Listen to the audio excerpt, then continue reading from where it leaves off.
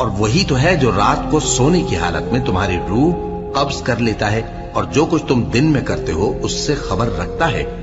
फिर तुम्हें दिन को उठा देता है ताकि यही सिलसिला जारी रखकर जिंदगी की मुद्दत मुअय्यन पूरी कर दी जाए।